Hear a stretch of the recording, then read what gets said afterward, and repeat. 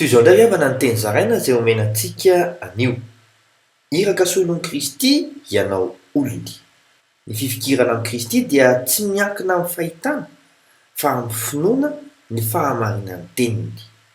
Araka ny ao amin'ny Korinthianina faharoa toko 5:1-7 amin'ny anaran'i Jesosy fa ny finoana no andehanantsika fa tsy ny fahitana. Maneky ary izay voasoratra fa iraka solon'i Kristy ianao olony. Araka ny ao amin'ny Korinthianina faharoa toko 5:1-20 amin'ny anaran'i Jesosy hoe koa dia iraka na ambasadôro solon'i Kristy izahay, toa an'Andriamanitra mampangataka anay aminareo.